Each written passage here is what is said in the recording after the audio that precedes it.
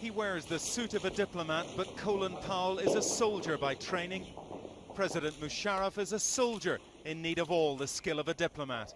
The head of a Muslim nation who supports a long war, but appealed again today for a short one.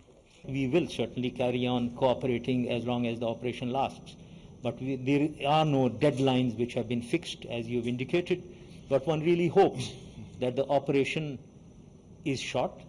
The war isn't yet won, but they agreed that after it, some Taliban leaders should stay in power.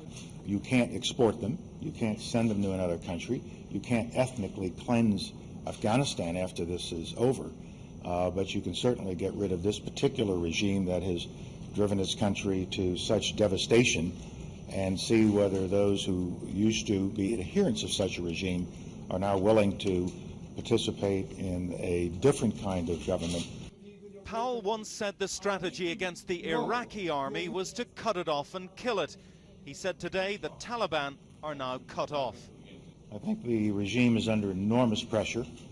Every neighbor that it has is turned against it, but I cannot tell you when that pressure will cause it to collapse. Colin Powell, the statesman, knows how essential a strong coalition is in winning this war. Powell, the soldier, knows it can't be won by bombing alone. Both tasks, military and diplomatic, are now fraught with risk as this war heads towards a new and dangerous phase. Bill Neely, ITN, Islamabad.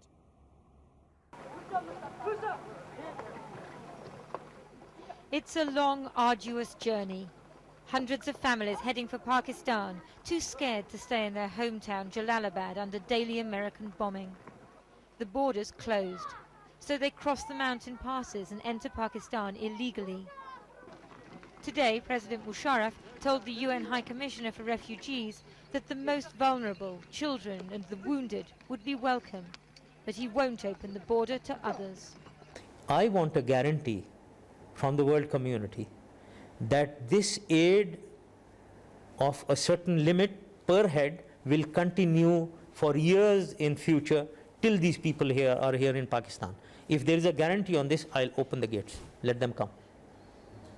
You give me $100 per month per individual and guarantee it for all the years in the future. Let them come in.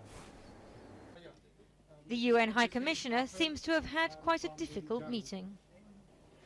No, I spoke rather tough with the president because I understand from his perspective that he cannot accept the flood of Afghans coming. I accept that point, I said to him. But if he makes public statements for those people really in need, we are human beings, you have to practice it. And it's going too slow. In Peshawar, Afghans gather outside the UN Refugee Office. The High Commissioner said that the President had now agreed the UN can help and house those who've entered illegally, a softening of Pakistan's previous position. He stopped short of criticizing the bombing, but only just.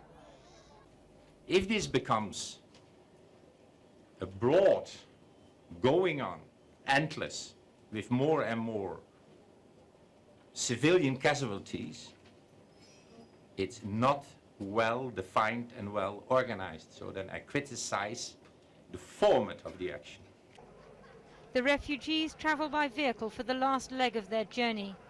President Musharraf fears a flood now, knowing only too well how the pressure on Pakistan will increase as the bombing campaign stretches into the future.